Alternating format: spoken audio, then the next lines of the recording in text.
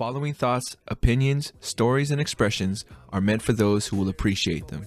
If you don't, we hope you keep an open soul to encounter another here on 34 Questions. Peace. In 3, 2, 1. What's going on, folks? Welcome to 34 Questions. I'm your host, 34. For those who are unfamiliar with the flow of the show, we do some intro questions just to set the tone. Afterwards, we'll get into some icebreakers. After the icebreakers, we'll turn to the Wheel of Fate, where we'll give the wheel a spin, and whichever number it lands on, that's how we'll flow with the show. After the wheel, we'll jump into some closeout questions. And yeah, tonight's guest, very special guest tonight. I want to welcome Kenisha Liu into the building. How you doing tonight, Kenisha? Good. Thank you for having me. I'm excited and a little nervous. For sure. It's good to be nervous. I think I heard recently, it's good to be nervous because it means you care. So I definitely appreciate it. It's such a good way to look at it. So I appreciate you caring about, this conversation, being open to share your story. Definitely appreciate it. So thank you again. Thank you. I don't know if you noticed, I kind of stumbled in the beginning because I switched the format a little bit of like how I introduced the show. Normally I would say your name first and then give the rundown, but I don't know. You tell me out there if you listened which one you liked better. I'll never know unless you tell me. But yeah, so thank you for bearing with me. Kenisha, so my very first question for you is, how have you been? You've been doing great. You've been doing well. How you been lately? I honestly think that the answer is that I'm doing better. Like, I think that a lot of times, your first instinct is to always say good. I'm really trying to push myself to be really honest with myself and others. And I think that in the past, I've had a hard time and I am doing better. So hopefully that wasn't too much from the start, but no. Trying to hold myself to be accountable. I'm doing better and I'm on my way to good. How are you? I'm doing all right. It's actually extremely hot weather today. I'm from the Bay Area in California, so that San Francisco area. You get hot.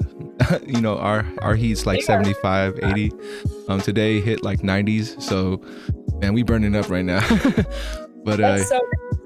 I'm going up there for the weekend, so I'm hoping it's not too hot for me. Oh, where are you from, if you don't mind me asking? I live in LA area, basically. Gotcha. I lived in Long Beach for about 5 years, so I got used to SoCal a little bit as well before coming back up. But yeah, so it's been hot. I work at a high school program, so we've been going through the summer program, and today was just a long Zoom meeting. Had kids doing CPR training. So, super boring, and you get discouraged because the kids are like, this sucks, I don't want to be just watching videos. But all things considered, the day's been going pretty well. And I love to finish my days with the podcast. So thank you for making it happen. But so you mentioned you're doing better. I kind of want to ask you about how do you know when you can say, oh, I'm actually doing better than I was before? Because I think that's hard.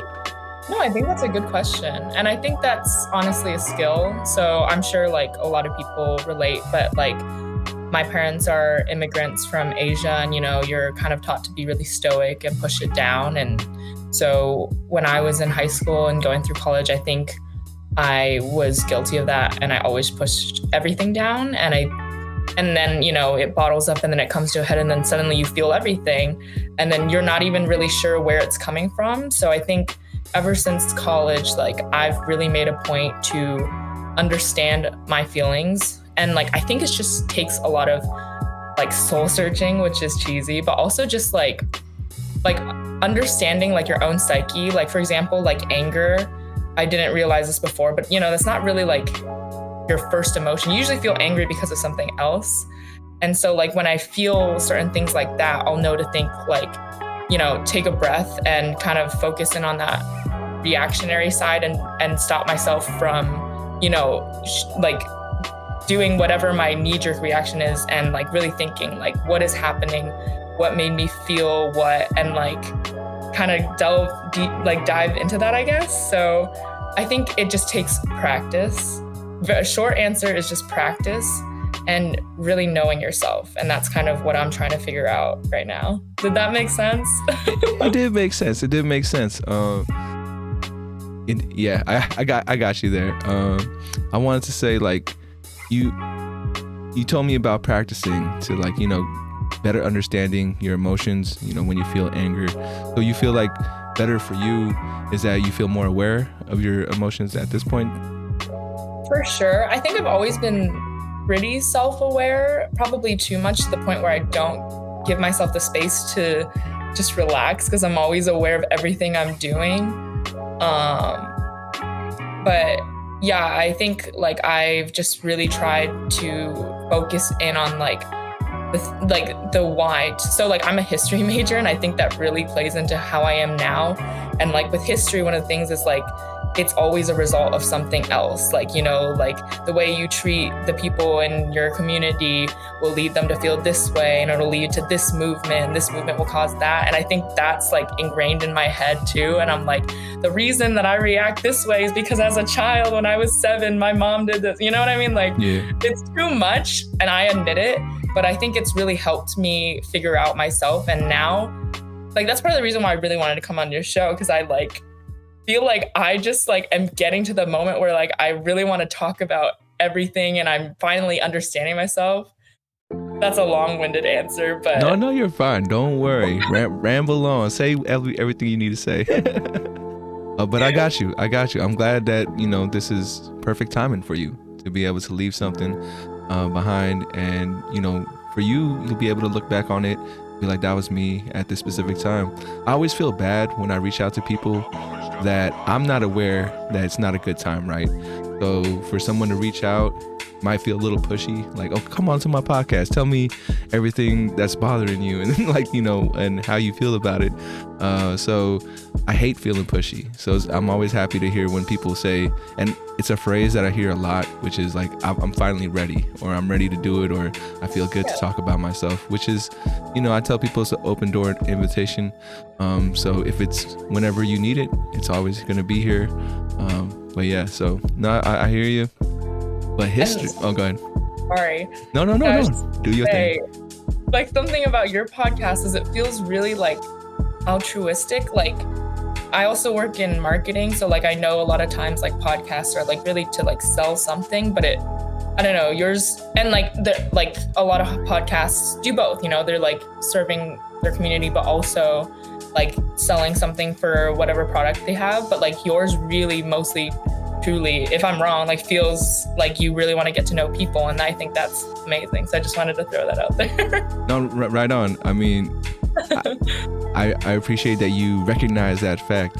I have friends in marketing and the ad industry as well, and they always tell me like, what are you selling? Like, how are you going to make money off this? Which is a very uncomfortable thing for me, because I've had past projects. Before the podcast, I was trying to do a clothing brand, also trying to be altruistic with that, but it's super hard. It really affected my ego, and how I would introduce myself would always be like, oh, hey, I'm 34, I run this clothing brand, even though it's not a real business. It was like a message I was trying to spread. So when that got really complicated for me, those feelings, I was like, I need to find something else that I can at least like try my best to keep pure, and be really for other people. So far, so good with the podcast. And I hope, if it ever pops off, or, I get that deal, that, distribution deal, that I can still have that control over it, where like it doesn't like people aren't telling me, well, you got to sell BetterHelp on your podcast, or something like that. So was that actually a name drop? I'm kidding. It's funny. It's like really you're able to. No. I mean, I think therapy is great. I have my own, I guess, feelings about BetterHelp because I've tried it before. And there's good and bad with everything. So, but yeah, it's a plug for therapy, not BetterHelp specifically, but if anyone out there needs it. You have any thoughts on therapy? Like, what do you think? I think therapy is awesome. That being said, I had a therapist in college and it was a really bad experience. Really? Yeah, so I really think so the lesson there is like not that therapy is bad, but that finding the right therapist, I think, makes or breaks it. Like I don't think that the majority of people will find, therapists that will like truly like scar them or anything. And it's not like they like traumatize me, but I just think that I walked away from therapy feeling worse, and obviously that is not what you're supposed to feel. So Yeah, no, I wholeheartedly agree with you. Finding the right person is key. For me, my first what's it called, exposure to therapy was through middle school, high school, and a little bit of college. But it's very interesting as far as the contrasting feelings I had about it from doing therapy as an adult to when I was a kid. And I don't know if it plays into the fact that like as an adult, we have all these walls that are like, built, that we build so people can't get close to us. And every time I say that, people are like, what are you talking about? The walls And so when you go to therapy as an adult, like I know for me, I think I struggled putting those walls. I don't know why. Like I felt like I still wanted my therapist to think a certain way about me, so I couldn't open up fully. Versus as a kid, like the therapist felt like a teacher, it felt like a trusted adult that I could just open up to, and I didn't have to think about like, oh, what is this person gonna think of me? So I don't know if that's me or maybe the therapist that I had where we didn't really connect. I didn't feel like I could open up completely, and I honestly can't really tell if they care. It's like one of those things through an app, through like just FaceTime. It's different from like meeting in person. So that was my experience. I think that, so for me, I feel like I kind of have like this weird dichotomy where it's like I am naive in a way where like I really want to see the best in everything and like trust completely, implicitly, and like I'm here for a good time, not a long time, that like kind of naivete. But like I feel like at the same time I'm very not trusting and like cynical. And so like kind of what you were saying, when I went into therapy, like I kind of definitely felt like I was putting on a mask for my therapist, but like he just wasn't like, he just made me feel very uncomfortable. And I think it made me add on to that mask, and it put me back in the sense that like, because I was fully trusting this therapist and really thinking like I was going to walk away from this feeling better. So like leaving that feeling worse made me trust other people who weren't, my therapist even less. Does that make sense? No, I got you. Yeah, because like this is somebody that's presented to you as somebody you can trust. And if it doesn't work out, it's like, well, if I can't trust you, who am I going to trust? Exactly. No, I hear you. I'm sorry, we got to move on to the second warm-up question. No, you're good. I'm sorry. I'm like messing up your whole thing. You are not. We get lost in conversation, and that's part of the podcast. But second question for you is, what would you like the audience to know about you? I guess that I'm like everybody else, I'm figuring it out, and I'm really trying to push myself to be more candid and open. I got you. So right now you're not so much that, and you're trying to grow, I would say.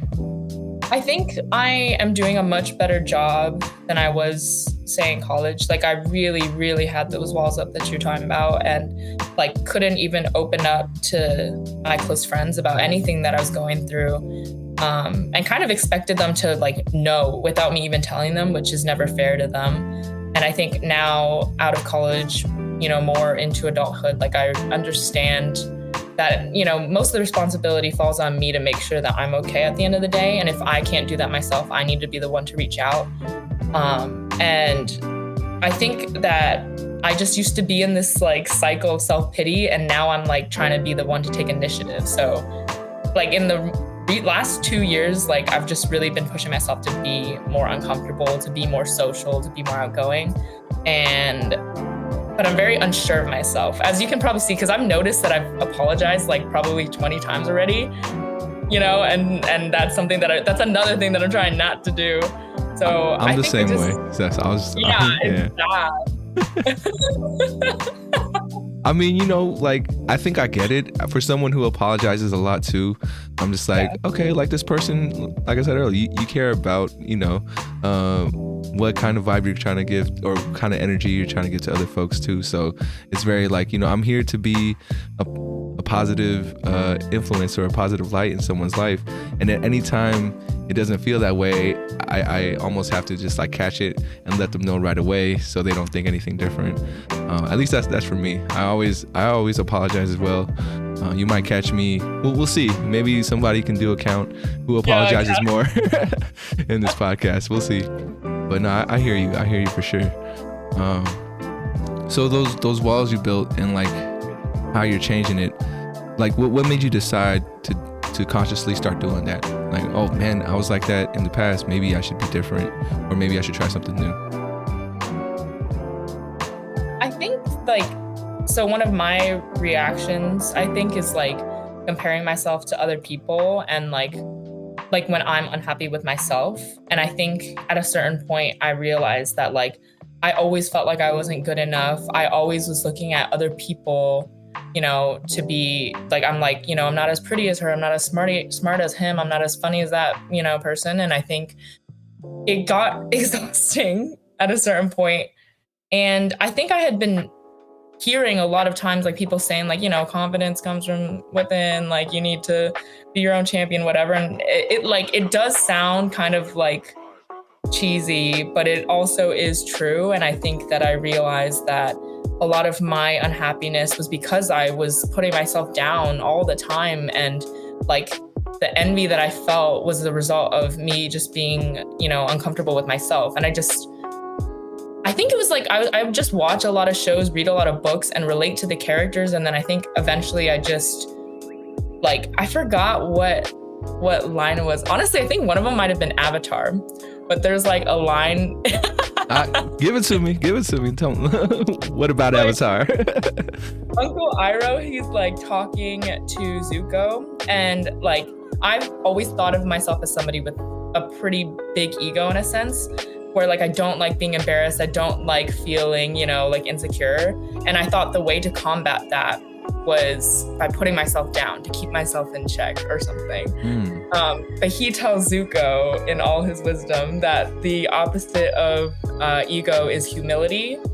And I don't know, I think he has a whole speech, and the showrunners will definitely, say it better than I can. But I think his whole like point of view there really touched me, and it really hit me. And I was like, I don't even know why I thought it made sense for me to self-deprecate. Like, I don't know why I thought that was a good way of, making myself a better person. Like, it was just making me worse. And I think like a combination of just like feeling the way that I've been feeling for so long, and like, taking in great media, like plug in Avatar: The Last Airbender, amazing show. Like, I think eventually I realized like there are some things that I know what I need to do, and I don't want to feel this way anymore. So like, I'm going to try a bunch of things and see what sticks.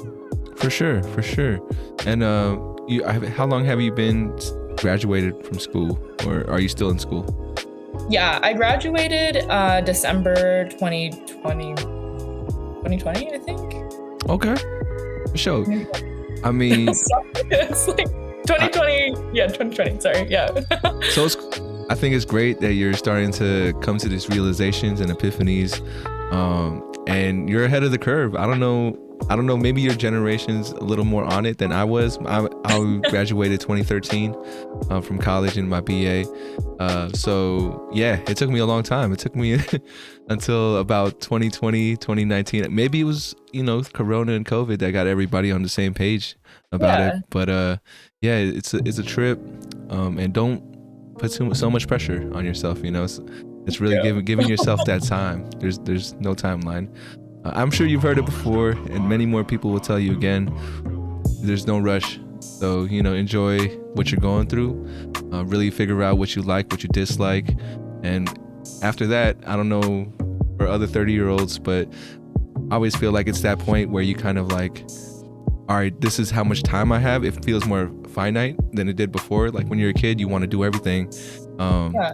So yeah, at this point in my life, it's like, this is really what I care about, and this is how I should spend my time all the time. And I think it helps with the confidence when you know yourself and how you spend your time. Yeah, 100%. But yeah, I mean, I'm a big TV person and and movie person. So what's another show that, like, you know, just it's different for you?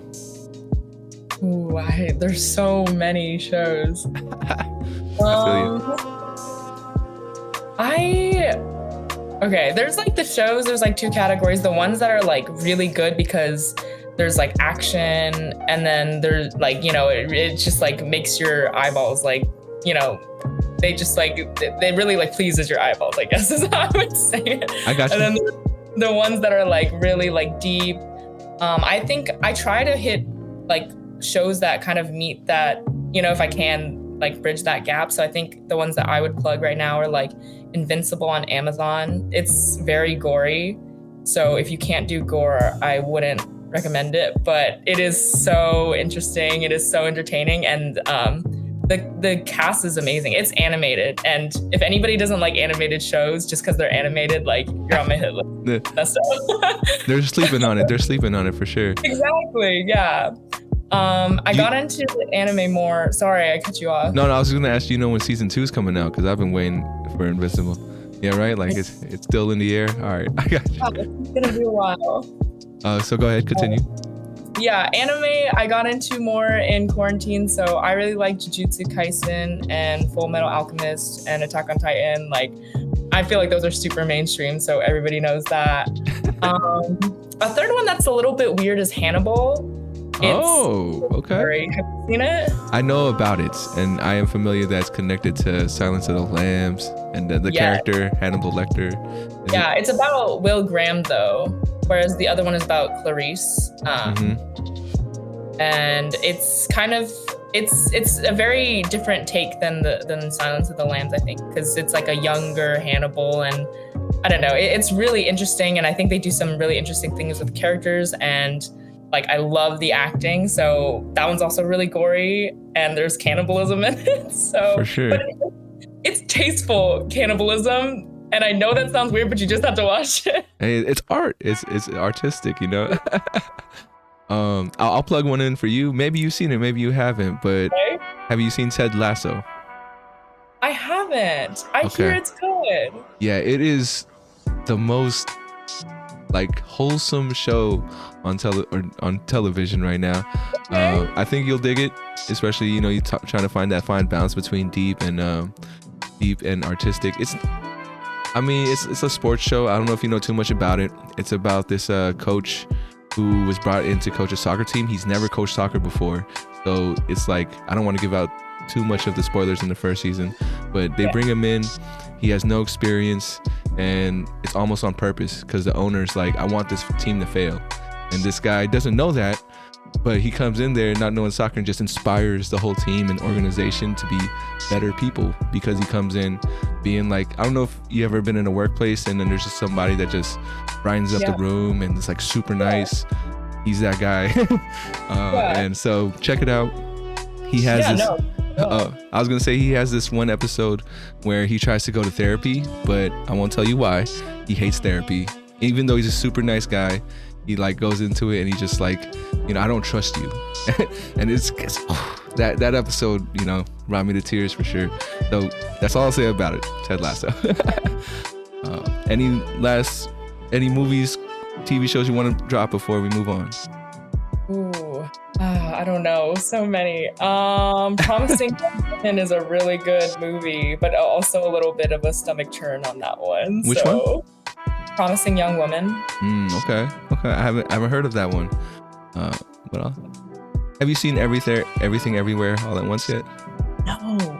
I hear like people who I know like never cry are telling me that they're leaving the theaters like in tears, and like, I love to cry, so like, I need to watch that film.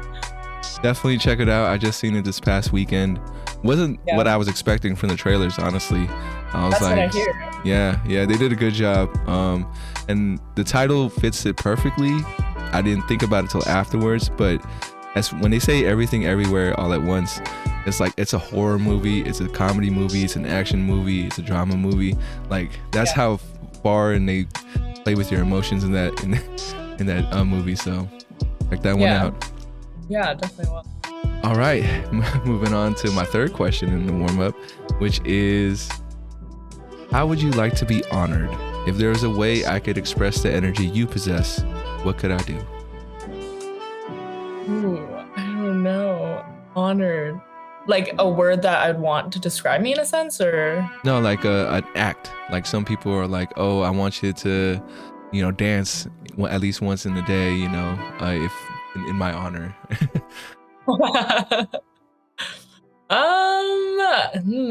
It's a good one. Do something uncomfortable, like once a week. So I'll know that someone out there is doing it with me.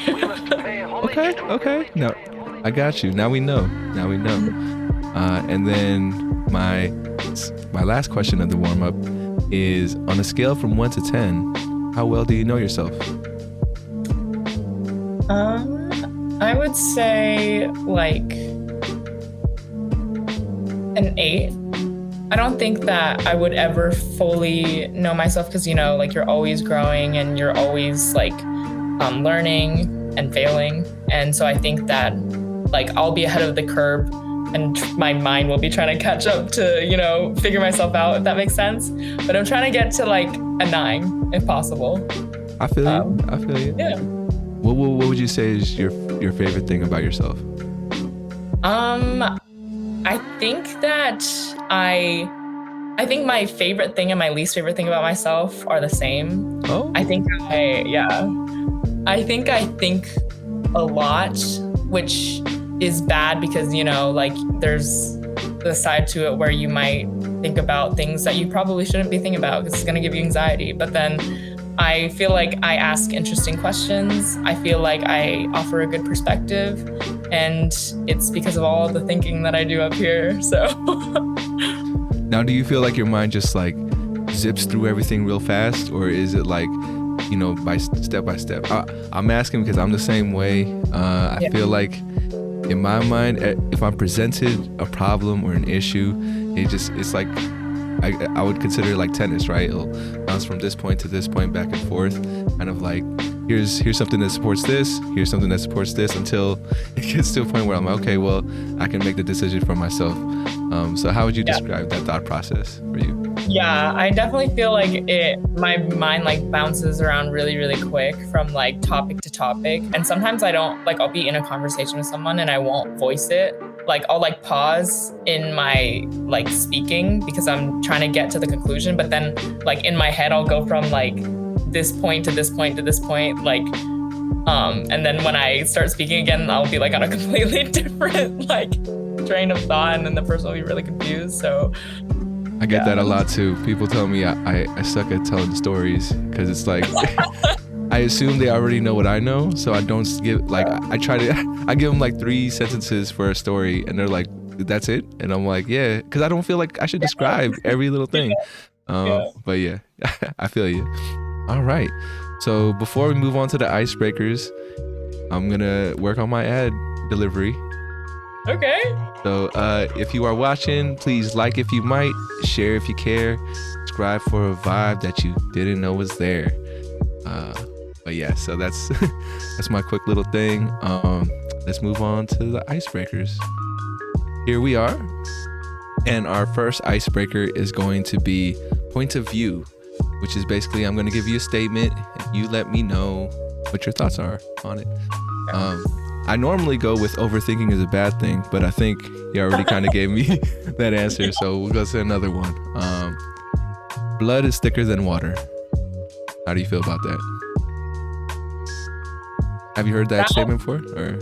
Yeah, but it's complicated because the full quote is, I think like blood of the covenant is thicker than water from the womb. So the full quote that switches things up. Yeah. Oh, explain it to me. Explain it to me. I was pausing. Yeah. So, everybody thinks like blood is thicker than the water, like blood as in your family ties. But the full quote is blood of the covenant. The people that you choose to be in your life is thicker than the water of the womb, the people who you're born with. And I think, yeah, sorry if that messes up your No, that's great.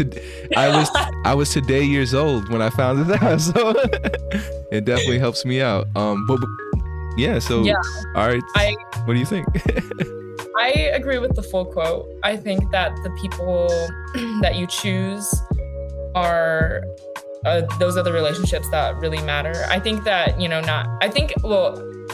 obviously from my perspective, I think that I've just grown up with, I'm just not as close to my family, I guess, as most people. And like, we're definitely getting closer, but I think it's informed the way that I view relationships. And I think that you can have family members that are your ride or dies and that you always will be close to. But I think at the same time, like, especially in Asian culture, a big thing in that is like respect your elders, like do as you're told, hug your aunts and uncles. And I think that's a little bit controversial for me because I think that sometimes they don't deserve that. And I think that teaching kids sometimes to do that can be damaging. So I know it's a hot take, but I would say the people who you choose over the people that you're born with. Honestly, I think this really kind of reflects the kind of influence you've had growing up, right? I think there's close-knit families and there's families that kind of like go do your own thing, be your own person at a really young age. So yeah, it really, I think, depends on the factors. I have never really done a survey or like looked through all the answers and see what's more or less how people feel just yet. But I think I've heard that people definitely feel more comfortable saying their family is people that they choose. Because I don't know about you, but family stuff can get really messy, right? Especially like relative stuff. Yeah, and I mean, it sucks, I apologize to my cousins all the time because we were raised closely, but now that we're adults, we're pretty like distant from each other. And I just saw them this past weekend, and in my mind, I'm always thinking like, what can I do to make them feel like that because I still care or I still got love for them. Like, I know this is only going to be a couple hours, but what can I do to make them feel like they can still depend on me if they really needed to? But even though they're living their own lives, which sucks, like I wish I could be a part of my nephews and nieces' lives a little bit more. I'm giving myself excuses. I'm saying too busy or they're too far. But yeah, I'm sorry. I'm just talking this out for myself. But yeah, I understand. And then my second statement for you is you can do anything you set your mind to. How do you feel about that statement? I think this is a bad time for me to answer that question because Got you. So I used to swim in college and I retired from that sport like very recently. And so I think I have a cynical take on it because in my mind, like I feel like I had a great career, don't get me wrong, and like I don't mean to complain. No, you're fine. I think there's like things that I wish that I could have done, and like I think at a certain point, like your body has limitations and you just like, no matter how hard you try, you wouldn't be able to get to a certain level. So I think that's where that bitterness is coming from because, I'm like thinking like I definitely did everything I could. Like I swam at UCLA. That's how I got into college. And I had like a really great career. I was like able to swim internationally and like at national meets and meet a bunch of amazing people. And so like I'm very grateful, but at the same time, I think I just think that certain things you just aren't able to do. But that being said, I feel like overall that statement is correct because I don't think that, I think that whatever you put your mind to, you can do in the sense that like, if you really want to be able to achieve a certain thing in a broad sense that you can, but maybe like more specific, higher goals, you wouldn't always be able to get to. Does that make sense? No, it does. I think for me, I would change the statement to you can try anything you put your mind to instead of like fully do it. Because for me, I definitely feel the same way. It's like there's been things in the past that I've wanted to do but didn't put the time, effort needed really to do what I had a vision in my mind, right? So yeah, it's a lot more than just thinking about it all the time. And you got to spend the time. Like you can do anything you set your mind to, you put your time into, and you continue growing it with.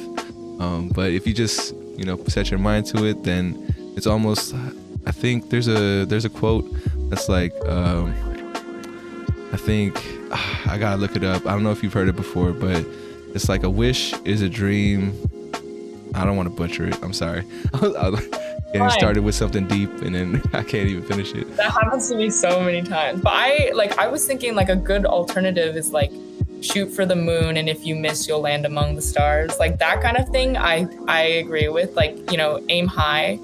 And because if you miss, like, you'll still be able to achieve amazing things, and maybe you'll find that you're exactly where you need to be. For sure. Never stop shooting. We're gonna move on to the next icebreaker, which is word for word. It's a word association. I'm gonna throw you a word, you give me the first thought or word that comes to mind.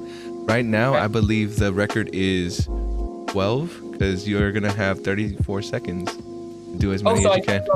As I can. Yeah. Say something embarrassing. Okay. You're gonna be fine. I'm gonna put the counter up, so you should see a small one. I hope you can see it clearly on your end. But I'm gonna count down and get it rolling in 3, 2, 1. Love.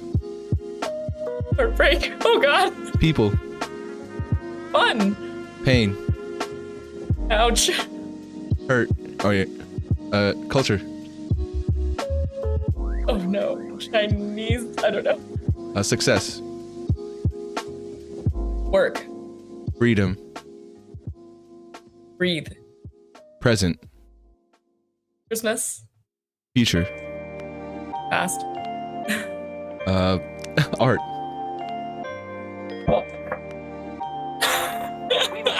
So yeah, you got 9. That's very respectable. But what was the last one you said for art? Love.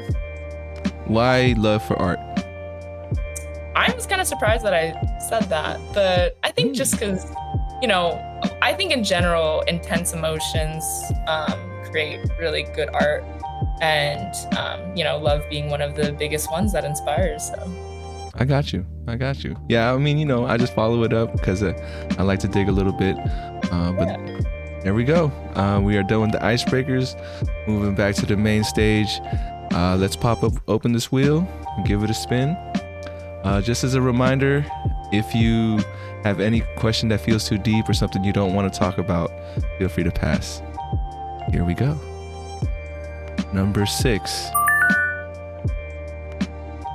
What is your mission? Good one. I don't know. It's so lame because it's so like everybody has the same one, but like I think my mission is to be happy, and I think that I'm honestly figuring out what that means for me, because I think that there's only a certain amount of things you can prioritize. Like there's only a certain amount of like people you can prioritize, and activities you can prioritize, and even like things like work-life balance, like a lot of time it's very hard to maintain an equal balance. Like one will probably be prioritized over the other. And so like I was talking about swimming, like for me, I felt like I would have given anything for that, and I feel like I really did try to, I would put swimming over like school, over social life. Like I wouldn't go out, like didn't really, party in college or anything, because I really, really wanted to put swimming first. But I honestly think that hurt my career, because I ended up, by the end of it, I wasn't having fun. And so I think that the big question for me is like, what really makes me happy, and what am I doing for myself and not for other people? And once I'm able to answer those questions, like I think that I'll be on the right path. And I always want to put happiness above other things that you can, get addicted to, like money, or like I don't know. So I think that that's what I've been trying to answer. I got you. Do you have any inkling of like, what you could say truly makes you happy, or something that, as far as the balance in your life, that you want to continue to keep? I don't know if swimming is still a thing for you, maybe like not competitively, but in your own recreational time, you're like, I need to get into the water. But yeah, what are the things that make you happy? Honestly, like right now, like really random sports like volleyball. I really like playing tennis. Um, like switch sports, which is like You tried the volleyball one yet? Or I did. It's so fun. So I think like trying new things, honestly. And I think that a lot of things I do for other people. So you brought up swimming. Like, I think I do love it, but it's strange because I can't tell. Like, I'm like, I see. Was it for me? Or like, I've always been a huge people pleaser. So there will be times where I will like, because I really like training still. Sometimes I'll swim with my old club team, and I'll be like driving to practice, and like halfway there I'll realize like I don't even want to swim today. Like, why am I doing this? And so I'll make like just a huge circle. Like, I'll drive there and like realize I didn't want to do it, and I'm making myself because I feel like I have to. And then I'll drive home and I'm like, that was wasted time, but it's no, I got you. Yeah. It sounds like you just need some time away, until maybe it rekindles your spark for it somewhere down the line. I mean, going to college for swimming, you must have been spending a lot of your life, in the pool and trying to make it happen. I'm just wondering, was your goal like Olympic level? Like, were you trying to get to that point, or? Yeah, I mean, I think for me, it's embarrassing to admit that because I feel like I was so far off. But my bad. I didn't mean to put you in that. You're fine. Like, that's a me thing. Like, but that was definitely something that I always wanted for myself, was like making the Olympics. But like looking back, like I think I should have, like I was so set in on that goal that I didn't enjoy the little things. So like, for example, like, so there's a swim meet called Olympic Trials, and that's where you have to make that swim meet, and then from there you compete to go to the Olympics, and the top 2 people get to go. And like, I was fortunate enough to make that swim meet twice, because it happens every 4 years, so it's a little like hard to time right. But I think that I just wasn't enjoying it, because the whole time I was thinking like, well, I suck, like I'm not good enough, or but I'm there, like I'm among the best. Like, I don't know why I was making my goal this big thing when I could have made my goal like little things that are still a big deal. Like, instead of, getting second to make the team, like what about getting like top 16? That's still impressive. And so I think that's like that's where the whole shoot for the moon and you might land among the stars thing comes from, because I'm very guilty of getting ahead of myself and making myself feel really bad for things that I shouldn't. No, I hear you. My first goal in life was to be a rapper. Really? Yeah. So there's some music out there floating with my name on it. That's so cool. Yeah, it was. I said I wanted to be it. I don't think I ever put enough time and effort to put myself out there. Like, people ask me now, it's like, oh, would you, like, you never stopped, you didn't retire. It's like, it's still there. It's just I chose to spend less time on it. It's a different priority in my life. So it can come back. And for me, it became a thing where, yeah, like, what was I doing? What was I rapping for? There was a part of it that was really like personal, very, this is what I do to express myself.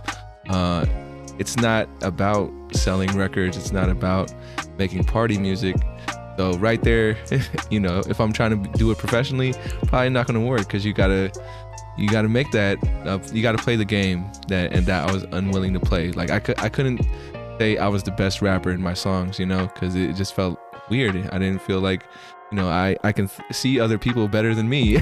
So why would I say that you should listen to my stuff because it's the best stuff out there? So yeah, it messed with my ego. It felt like I was doing it for other people at a certain point as well.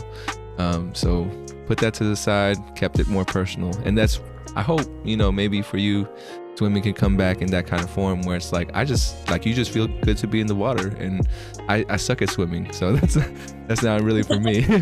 But yeah, so hopefully it comes back to you at some point. Yeah. We'll give the wheel another spin, and I don't know if you know this, but we have about 15-ish minutes left in the podcast. I just hope you're having a good time. This is awesome. I really like this. Thank you. For sure. Here we go. Another spin.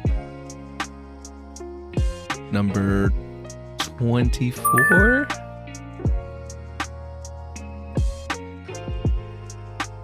Ooh, okay. So this is, a little like that honor question where it feels like, oh, it's like, what do you mean? Is it when I die? So this one. Some people take that question like that, because I ask how would you like to be honored, and they're like, you mean when I'm gone? Okay. Yeah. I never want to say it, but this one's pretty like on the nose about it. So if you were in that situation where like you would be a vegetable but stay alive, or we could pull the plug and let you move on, what would you rather want? Would you want to pull the plug? Like easily. I like, not in like a morbid way where it's like, I'm trying to go. I got you. Yeah. More in the sense that I think, well, first off, there's this syndrome called locked in syndrome, which I'd be terrified to get, where it's like people think that you're a vegetable, but you're actually aware, but you just can't say anything or move. It's a real thing. And it's obviously very hard to tell if somebody is locked in or if they're actually just a vegetable, but that would just be, imagine like living years like that. That would suck. So there's that.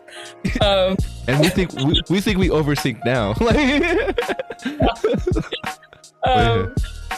on the other end of it, I think that I just wouldn't want my family and friends to like put so much money, time, resources into me when, I just wouldn't want them to hold on to that. And it already sounds like being a vegetable, just like, even if I was, cognizant, just doesn't sound like a life that is, it's not like the preferred way of living, I guess. And so I think I'd want to set my friends and family free, I guess, of that. For sure. Definitely appreciate you sharing. I know it's not easy to talk about. You ever watch that one show, Malcolm in the Middle? Or never? I've heard of it. I've seen clips, but never a full episode. There's definitely a reason why I bring it up is there was a scene where the dad, he's just a stranger to this family, but for some reason they were like, he was chosen to be the person to choose whether or not to pull the plug, because he was like a neighbor, and the neighbor was all like, I don't want my family to choose, I want my neighbor to choose. So he's there, the two families are giving him, like, both sides, like, he's a strong fighter, he wants to keep going, and then the other side's like, don't you see how much he's in pain he is, like, we should let him go. But yeah, so now your family won't have that kind of issue. I think I threw this question in here just in case, like, these things happen, and I really want people to know how you feel, like, before it's too late. Like, you gave them a solid answer of what you wanted, and hopefully they honor that. Hopefully it never gets to that point. I don't know if you heard the knocked on wood for you. All right, and I think he got, let's do one more spin. Like, I think it'll be fine. Ooh, totally forgot to throw this up here. But we got number 34. Wink, wink. But what's it called? So this one is, where do you feel like you belong? Oh, I don't know.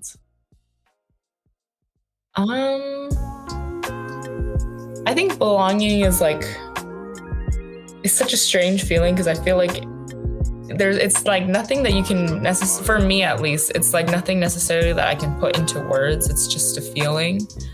And sometimes it has to do with people or a place. And so for me, like, my place of belonging is like, it kind of just, there's like a lot of places that I guess I feel like I can belong, which is comforting in a sense. Like, for example, like, whenever I go back to Guangzhou, China, which is where my parents are from, like, I feel very like at home, which is strange because I wasn't born there, and the first time I went was like when I was like a kid, so it wasn't like I spent a bunch of time there, and I didn't even like it as a kid. But now as an adult, like something about it, like I really enjoy being there. And I'm not fluent in the language or anything, but just like I said, just a feeling. And then there are some people in my life where it's like I get scared because it's like I have this thing where I'm afraid that the feeling won't last forever, but like I feel really safe with those people. And like for example, my best friend, like I don't know what it is about him, but like I always feel like wherever you go, like I would just feel at home, like even if I'm like out of place. So I think there's a lot of places that I can belong, which is a good thing. And for me, it's just a feeling. Yeah, that sounds pretty special to me. I definitely understand the hometown feeling. The first time I went back to the Philippines, where my parents kind of grew up, I said the same thing. It feels like home. Yeah. And I don't know if it's because for once in my life I was part of the majority, but it definitely felt like, I don't know, this is where I think my ancestors' spirits were kind of like, drawing me in, or being like, these are where your roots are. And so, it's good to feel that way. I think that's changed a little bit for me, because when I do go back to the Philippines nowadays, I feel like that there's that barrier of like, you're more American than Filipino. And vice versa. When I'm in America, it's like I'm more Filipino than American. So it gives me that, I wouldn't call it an identity crisis, but it definitely makes me feel like I need to prove something to the Philippines for me to feel accepted once again. You're giving me a lot of realizations about how different I am from when I was a kid, because I felt like my walls were a lot lower and I could be more, I guess, open to these feelings. But now I'm just like, damn, I didn't know that I was overthinking about these things, versus as a kid I was just letting it happen. But I have a random question for you. Yeah, go for it. Does it like scare you in a sense that like you can feel so strongly and so positively about something? Like for your example was the Philippines, but then it can change later in your life. Like does that, because that's something I think about, and I'm like, that scares me, because there's not really a warning for it, I guess. Yeah, there isn't a warning. I think before I felt really, so one of the big things in my mind and in my life that I hold on to very dearly is balance. So like, because the fact that I felt that way as a kid and I feel this way now as an adult, it's things that are evening out. So because I'm the kind of person who really does go to extremes, I feel that. Yeah, so and when I'll get there, I'm kind of stubborn about it too. Like, no, this is how I feel. This is how I always feel. Until something changes, and I try to stay open now that I'm older. I stay open, and because I know it's gonna eventually even out. I don't know, for me it's balance is super key. Any opinion out there or any take that I have, I always am aware now that there's this whole other side to it, and good or bad, that's part of overthinking, right? Because you want to see both sides or all sides. So yeah, that's how I feel about it, honestly. Anything else you want to add to that before we move on? No, it's just like when you were talking, I was like, I completely relate to that. Like the whole equilibrium thing it's something important, but it's not something that I am good at, because like you mentioned, like extremes, like I actually feel like I do work in intense extremes of one side of the spectrum or the other. And I feel like I find it very hard to stay centered. So when you're talking about that, I liked that take that like, at least it's like coming to equilibrium. Because for me, I think I just get really worried. Instead of staying in the present, I'm just like, well, I won't know that this feeling will last forever. And that scares me. But I guess in a sense that's an interesting take, that it gives you comfort that it'll come to equilibrium. Yeah, no, I mean, that's what seems to stay true, like through my observations of everyone's lives, that the balance is there. If you give it enough time, it's going to balance out. So yeah, it definitely feels that way for me. And, hopefully it's something you could take with you as well. We're going to move on to the 34th mantra. So I'm gonna ask you to fill in the phrase I am, I can, I will. So I am blank, I can blank, I will blank. And I will, it's probably the most uncomfortable part. You'll see it on the screen. You'll have a reminder, but let me know when you're ready, because I don't want you to feel like you're in that screen for too long. Okay. Oh gosh. Okay, I think I'm ready. All right, here we go. Go for it. I am enough. I can adapt, and I will succeed. For sure. I can dig it.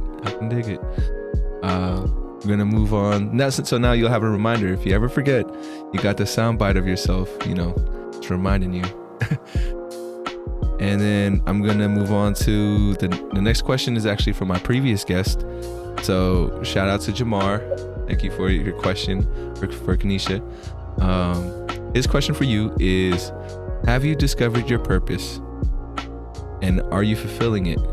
If not, why not? So we'll start with that first one. Have you discovered your purpose?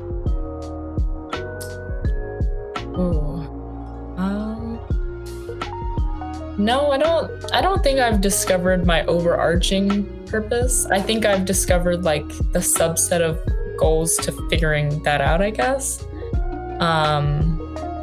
Or at least if I don't have a clear view of that, like I'm figuring out how to figure it out. I got you. Very meta. Hey, that's what life is. Life is hella meta. So if you could, well, why don't you feel like you found it just yet? I think I just go back and forth between even figuring out if like everybody has a purpose per se. I think that sometimes I'm kind of cynical and I'm like, well, like it's a very human thing to think that everybody has a purpose in a sense. Or maybe it's logical because it's giving yourself a goal. I don't really know. I haven't really thought about it too much. That's interesting that you brought that up. Yeah. I don't know if that's human. Yeah, go ahead. Yeah. So I think that like I'm just trying not to think about that overarching thing too much, because I think it'll freak me out. And then I'll get into the questions like that. Like, is it like human to do that, or is it logical, or Mm-hmm. So like I said, I think I'm trying to figure out myself and figure out things about like what makes me happy, what makes me want to be on, appreciate life. But what are those things? And so that is what I'm learning. And it seems almost silly to me because it's like I'm an adult. So, you would think that you would know those things already, but I feel like I was working off of a blank slate off of college. So, yeah. No, for sure. And you mentioned, that you're an adult. And like, honestly, like the idea of being an adult, like I feel like you just have experienced more than somebody that's younger. But like, I don't know for you, for me, the consciousness that I've had or still have, I feel like I've had it since I was 12. Like, and my friend asked me, or he was like, do you think that's normal? Do you think like feeling undeveloped as an adult is how everybody feels?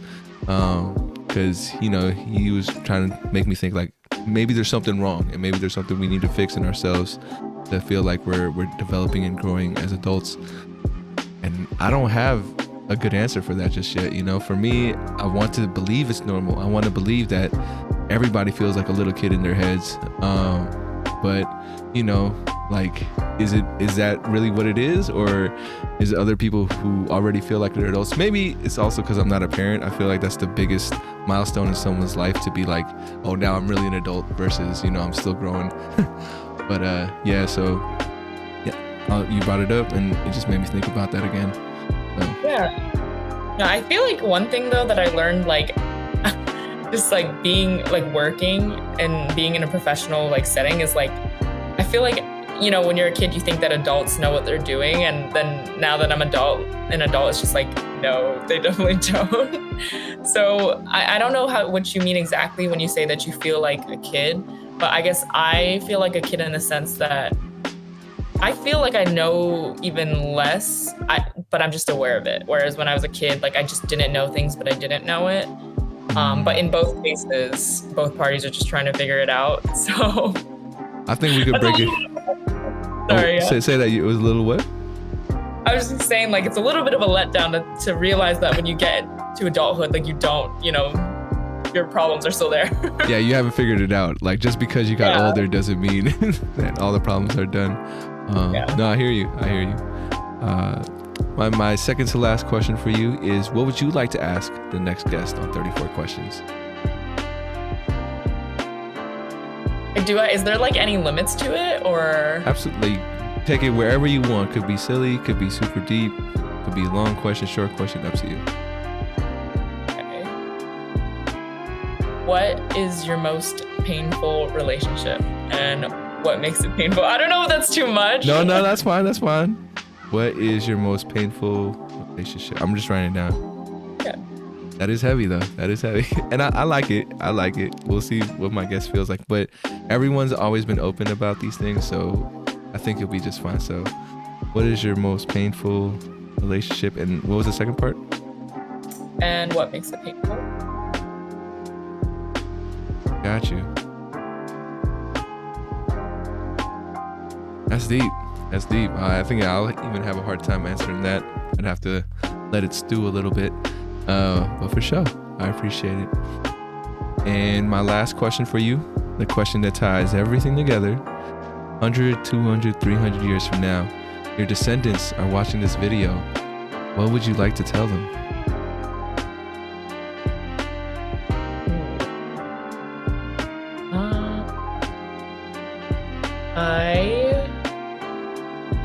I guess I just want them to know that the people that came before them were very fun, were very stupid, and that was the best thing about them, was that they were complex, and that they were smart, but they were idiots at the same time, and that, they were funny, but like also really boring, and that all of that just grants them to be free, and that they don't need to feel like they need to aspire to any of their like ancestors, like clean slate. So you do you. I can dig it. Now they know. You do you, y'all. The future. Keep doing you. But for sure, any last things you'd like to add before we head out of here? No, I think if you think that I've been so totally awkward, don't worry. Like, I've already been thinking that myself. So. You were great. I don't think there was any issues, any trouble on my end, at least. I just hope when you look back at this, maybe you can't look back at it right away, but a year from now, 2 years from now, whenever you check it out, that it brings, a smile to your face. And that's all I really want it to be. So I want to thank you again, Kenisha, for stopping by. It was a great conversation on my end. I hope you had fun. I want to thank all the folks out there. If you watching on YouTube, listening on Spotify or Apple Podcasts, I want to appreciate your time as well. Remember to reach out, reach forward. As always, much love, and we'll catch you guys next time on 34 Questions. Peace. Then it fades out from there. But yeah, would you mind...